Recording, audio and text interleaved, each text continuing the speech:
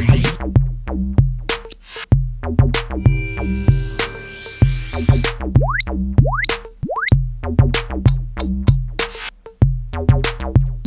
on va directement au vif du sujet.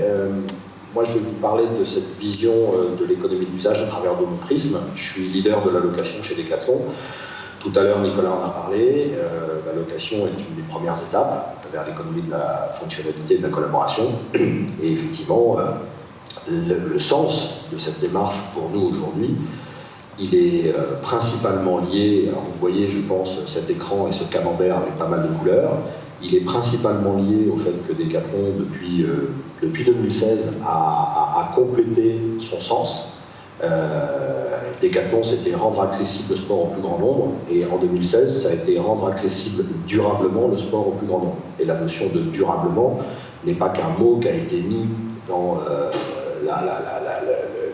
le sens de Decathlon, c'est toute une mise en mouvement de l'entreprise à tous les niveaux de l'entreprise qui se traduit par cette notion de durablement.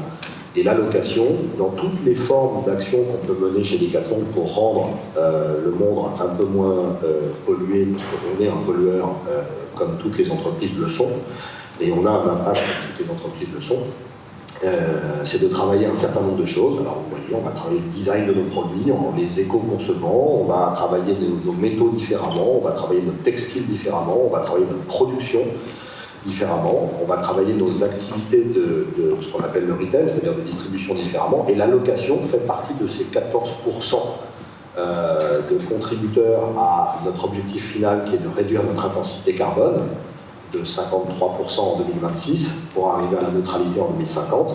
Et donc moi je suis un des contributeurs dans ces 14%, puisque dans ce qu'on appelle le chiffre d'affaires durable, Sustainable Turnover, il y a ces 4 activités-là que vous voyez, c'est-à-dire les activités de l'économie circulaire, qui sont aussi une des premières briques de l'économie de la fonctionnalité et de l'usage. Vous avez la location. Donc la location, on va revenir un petit peu. Vous avez la seconde vie, ou l'occasion, de manière générale. Vous avez la réparation, puisqu'on répare aussi les produits. Et puis vous avez le recyclage. Ces 4 activités chez Decathlon vont contribuer, je reviens sur mon schéma derrière, vont contribuer à hauteur de 14% sur notre effort qui nous amène à tendre vers la neutralité carbone en 2050 et donc à réduire notre intensité de 53% pour 2026. Voilà le sens et la raison pour laquelle on le fait. Alors après, si on zoome un petit peu sur la réalité de ce qu'est la location, je vais zoomer un tout petit peu là-dessus. En fait, il y a 2 types de location chez Decathlon. Il y a la location que vous connaissez, et qu'on connaît tous, qui est la location qui se compte en heures et en jours, pour louer des produits sportifs, que ce soit des skis, que ce soit des vélos, que ce soit des stand-up paddle, des canoës kayak, des raquettes, des trottinettes, etc.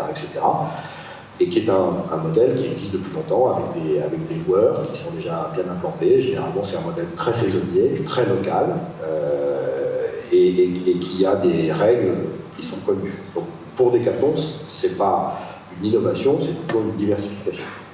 Et puis un deuxième modèle qui est plutôt lui une innovation, qui est celui de la location par abonnement mensuel, donc qui est plutôt proche effectivement de cette démarche d'usage à la place de la propriété, et qui consiste à dire en fait pourquoi j'achèterais un produit si j'ai la possibilité de l'utiliser et qu'en l'utilisant, c'est bon pour mon portefeuille, c'est bon pour ma pratique sportive et c'est bon pour la planète.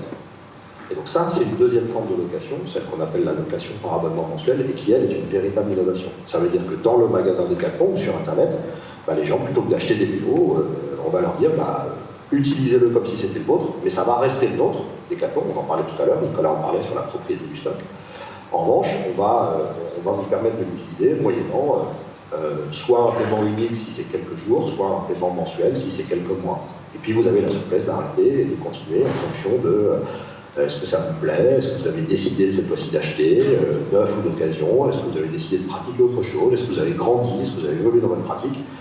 Peu importe, ce qui est important, c'est que vous puissiez évoluer et avoir la souplesse de pouvoir évoluer à travers cette forme de business. Je vais zoomer maintenant un petit peu sur ce que ça veut dire quand on est un concepteur de produits, parce que Decathlon est un concepteur de produits, et un distributeur, mais aujourd'hui d'abord et avant tout une entreprise qui conçoit et fait des produits pour ensuite les distribuer. Une location, c'est pas comme une vente. Quand on vend des produits, on pense des produits, on pense des gammes de produits. Quand on parle de location, on est plutôt en train de parler d'un service, sport as du service, si on voulait faire un peu d'anglicisme. Et donc, la différence qu'il va y avoir avec le modèle traditionnel de Decathlon, qui est de présenter des produits et de les vendre, c'est que là, on va concevoir des offres qui sont des produits ou des packs de produits. En ce moment, on loue par abonnement mensuel un banc de musculation et des haltères. Plus un service qui est du coaching avec un coach qui est connu sur le territoire français. Et donc, on n'est pas simplement en train de proposer un produit, on vous propose une offre de services constituée de un ou plusieurs produits, de un ou plusieurs services, que vous pouvez prendre parce qu'ils sont en option ou parce qu'ils sont inclus dans cette offre de services. Et ça, c'est une différence. Il y a une autre différence qu'on doit travailler, nous, dans l'entreprise, c'est que nos produits doivent être durables. Donc, quelque part, ils doivent être plus résistants, ou en tout cas réparables. C'est pour ça que j'ai mis résistant et réparable, sinon c'est mort, ou résistant, plus de plaisir, moins de coûts et plus durable. Ben, ça veut dire que la conception de nos produits, elle doit intégrer cette notion-là, qui est que, auparavant, on essayait de faire des produits qui soient solides et durables, mais j'allais dire que ça devenait le problème de notre client, et c'était plus tellement notre problème ensuite, une fois qu'on l'avait vendu. Ben là, ça reste véritablement notre problème, puisqu'on a une responsabilité, puisque c'est notre stock. Et c'est notre produit. Et donc, comme on le disait tout à l'heure sur les big bags, on a une responsabilité de savoir les faire durer dans le temps, et donc de les concevoir un peu différemment pour qu'ils durent dans le temps. On a aussi une responsabilité de les concevoir de manière beaucoup plus réparable. Parce que si vous faites un bon produit, mais qu'il est conçu et qu'il est extrêmement difficile à réparer, parce que c'est pas là-dessus que vous avez mis un peu de concentration, eh ben, vous ne pouvez pas vous lancer dans l'économie de la fonctionnalité, vous ne pouvez pas vous lancer dans la location. Il faut que ce produit soit aussi facile à diagnostiquer, à nettoyer, à remballer, à stocker, à expédier, à tracer, à retourner. Et mine de rien, derrière ces mots-là, ces verbes-là, il y a énormément de transformations qui vont s'opérer dans un modèle traditionnel de l'entreprise. Chez Decathlon, diagnostiquer un produit, on le faisait que quand on avait un retour de produit parce que le client n'était pas satisfait, il voulait changer de taille ou quoi que ce soit, mais ce n'était pas un business model en tant que tel. Nettoyer les produits, non, on ne le faisait pas. Les remballer, les stocker en attendant de les relouer, ce n'était pas quelque chose qui existait. Donc tout ça a un impact sur les métiers profonds de l'entreprise. On se pose aussi la question, quand on dit qu'on fait une offre conçue pour l'usage, est-ce que justement la notion de vrai premier prix, on était très attaché, on est toujours très attaché à la notion d'accessibilité, un des premiers accès c'est le prix. Est-ce que le vrai premier prix, c'est le produit le moins cher possible, auquel cas on a déjà perdu d'avance parce que, comme on le disait tout à l'heure, nous, on ne joue pas les mêmes règles du jeu qu'un certain nombre d'acteurs dans le monde de la production, parce qu'on attache de l'importance à nos fournisseurs de premier rang, de deuxième rang, de troisième rang, comment ils conçoivent, avec qui ils travaillent, comment ils font, quelles relations ils ont avec leurs collaborateurs, ce qui n'est pas le cas de nos concurrents. Donc on a perdu depuis plus longtemps la bataille du vrai premier prix mondial. Il vient de Chine d'ailleurs, mais il n'est pas opéré par Decathlon. Est-ce que le vrai premier prix d'un produit technique, sécuritaire et qui répond à un usage sportif, c'est pas celui de la location d'un bon produit qui est fait pour ça? Ensuite, il faut que le produit soit aussi facile à revendre. Parce que malgré tout, l'issue de la location et de l'usage, c'est quand même la propriété. Souvent, les clients nous demandent d'ailleurs, ils me disent, tiens, on a utilisé, il est génial, j'ai envie d'acheter.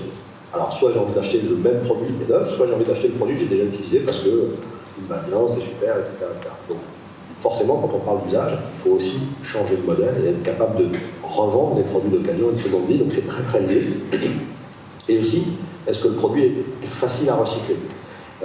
Pour nous, on a une chance, c'est qu'on est concepteurs de produits, donc on connaît parfaitement les composants qui rentrent dans la composition des produits, ce qui veut dire que ça nous aide à organiser la filière de recyclage qui fait partie des 4 business models que je vous montrais ici. Voilà ce que ça veut dire quand on parle d'une offre conçue pour l'usage, et donc ça veut dire quoi concrètement dans l'entreprise? Ça veut dire que c'est un vrai projet de transformation. On en parlait tout à l'heure, Nicolas l'expliquait. C'est pas une révolution, mais c'est une vraie transformation. Et c'est compliqué de transformer une entreprise quand elle va bien et quand elle marche bien sur son modèle. Ce qui est le cas de Decathlon. On va pas se plaindre, mais c'est très compliqué. Parce que vous dites à des gens, il faut être schizophrène, vous dites à des gens, écoute, tout va bien, tu gagnes de l'argent, les gens t'aiment bien, t'es l'entreprise préférée des Français, t'es quand même une entreprise qui est plutôt, on va dire, en bonne santé. Et ben il faut que tu te transformes. C'est compliqué de se transformer quand tout va bien. Mais c'est une transformation qui est nécessaire. Elle concerne la conception des produits. Il faut qu'ils soient conçus pour la vente où il faut qu'ils soient conçus pour l'usage. Aujourd'hui, on prend des produits qui étaient conçus pour la vente et on les loue, et demain, ce sont des produits qui sont conçus pour l'usage. Ça a un impact sur la finance, parce qu'on passe de je paye un produit en passant en caisse de manière unique à je paye de manière récurrente. Quand je suis sur de la location mensuelle par abonnement, vous imaginez sûrement pas, mais en tout cas vous pouvez comprendre l'impact que ça peut avoir sur une entreprise qui pèse aujourd'hui dans le monde à peu près 15 milliards d'euros de chiffre d'affaires en faisant passer des gens en caisse qui payent une fois. À partir du moment où vous devez aller chercher des revenus récurrents, c'est plus du tout le même métier, c'est plus du tout les mêmes systèmes, c'est plus du tout les mêmes outils. Ça nécessite aussi de gérer une notion de risque qui est importante. Ce qu'on appelle la fraude à l'octroi, retenez, c'est un terme un peu technique, mais c'est simplement de dire, si vous êtes sur une location par abonnement mensuel, vous pouvez m'avoir payé le premier mois, le deuxième mois, mais vous pouvez, pour une raison soit involontaire de votre part, ce qui est la grande majorité de ce qui se passe quand on constate, soit parfois volontaire, et malheureusement ça peut arriver aussi, vous pouvez ne plus payer les loyers qui sont constitutifs de votre contrat de location, dans le temps.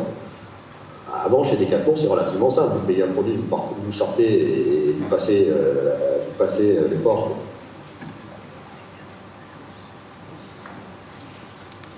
C'est une vraie transformation. Le stock.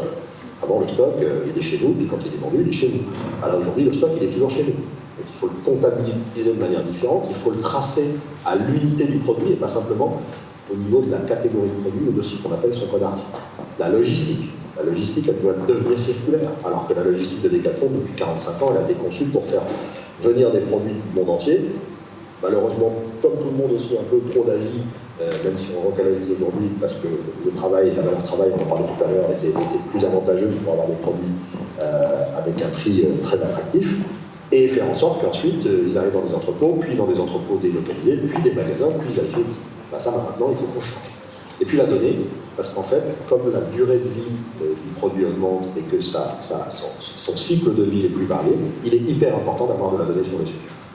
Donc voilà ce que c'est, un projet de transformation. Et je l'ai relu ici, je voulais vous dire, les raisons d'y croire et les raisons de s'impliquer, c'est que si on prend ne serait-ce qu'un indicateur, qui est pour moi un indicateur très important dans l'activité qu'on développe sur la location, qui est globalement la valeur économique créée, donc j'ai appelé ça la marge, peu importe si c'est l'EBITDA, le résultat net, le résultat d'exploitation, peu importe, la marge, ce qu'il reste en valeur économique créée dans l'entreprise une fois qu'elle a payé tout ses coûts. Par rapport au kilogramme de CO2 qu'on émet dans l'atmosphère, aujourd'hui on constate que ce modèle de l'économie de la fonctionnalité au travers de sa première étape, qui est celle de la location, ce modèle, il est favorable. Il est favorable. Et il permet de financer cet effort de transformation. Et il est nécessaire d'ailleurs, parce que si on est dans un modèle qui est défavorable, c'est-à-dire qui est moins rentable, qui n'a pas beaucoup d'impact, c'est encore plus compliqué d'aller dire à Decathlon qu'il faut se transformer. Parce que là, on rentre dans une logique compliquée, qui est de dire la transformation va passer par la perte de valeur économique et tout ce que ça veut dire pour les salariés, pour les actionnaires de l'entreprise, ce qui est un peu contre-intuitif avec le monde capitaliste. Donc c'est schizophrénique et compliqué à voir. Nicolas disait tout à l'heure, l'entreprise de demain ne sera pas qu'économique, elle aura d'autres indicateurs. Oui, certes, mais aujourd'hui c'est compliqué de faire bouger l'entreprise sur ces indicateurs de valeur. Celle qui la nourrit, celle qui la développe, celle qui lui permet d'avoir les subsides et de continuer à se développer. C'est très compliqué. Et donc dans ce contexte-là, le fait d'avoir une création de valeur sur un nombre de tonnes de CO2, de kilogrammes de CO2 émis, qui est favorable, est plutôt un bon signe. Et donc c'est très bien, ça nous permet de financer cet effort. Et de toute façon, on sait aussi que l'impact de la propriété des objets, que ce soit pour notre budget à nous, à cause de l'inflation, à cause du fait que de toute façon la propriété va continuer d'augmenter compte tenu de la raréfaction des ressources pour pouvoir faire des produits, elle va vraisemblablement plus augmenter que baisser, et l'impact que ça a sur notre planète, à travers la ponction des ressources en amont pour faire des produits, le transport et la création des déchets en aval, on sait qu'on n'a pas vraiment le choix, et qu'il faut qu'on le fasse. Donc les raisons d'y croire, c'est que de toute façon, on n'a pas le choix. Et les raisons d'y croire, c'est que le modèle, il peut être plus vertueux, et c'est ce qu'on essaye de faire aujourd'hui chez Decathlon. Voilà, je vous remercie. Écoutez, je suis avec vous jusqu'à 12h15. Après, je laisse Astrid et l'organisateur pour faire le point et répondre à vos questions. Merci.